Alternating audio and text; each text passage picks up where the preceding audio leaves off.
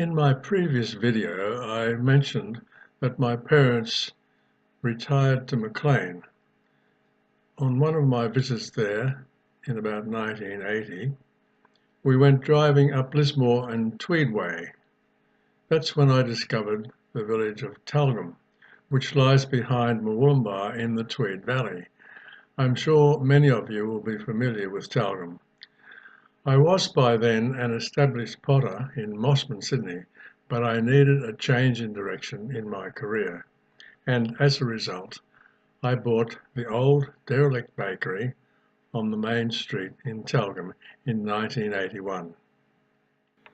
These three photographs give you a bit of an idea of what the main street of Tyalgum looked like in the early 1980s. What was now called the Bakehouse Pottery looked like this before any serious renovation was started. So I immediately set out to renovate the building and set it up as my home and workshop, and later on as my gallery for the sale of pottery. These photos will show the state of the old bakery, which had been closed for about 10 years. A lot of work was needed to restore the interior. This was the baking room, showing the baker's oven and the firebox, and a very large dough box in which the dough would have been risen. And this was the area which was later to become the Pottery Gallery. I built my workshop here at the back of the building.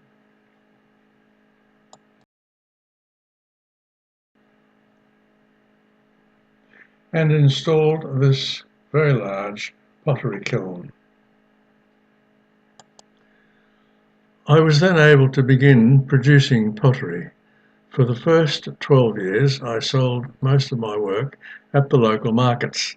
Byron Bay, the CHANNON, Bangalow and Nimbin, and Ballina markets were my main outlets.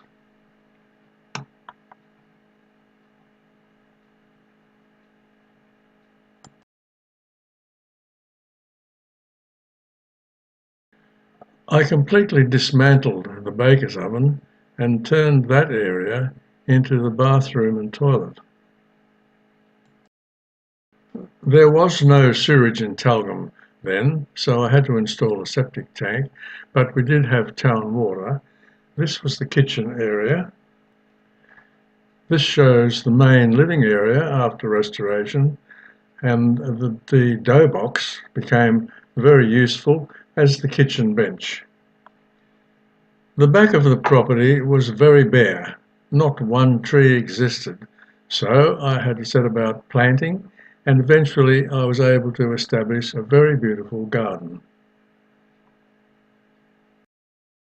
And the climate in Tyalgum was ideal for creating a lovely subtropical garden.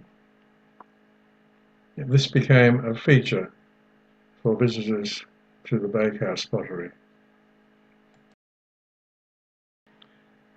This stained glass window was a feature of the front of the gallery, as were these windows inside the gallery, which was finally opened towards the end of the 1980s.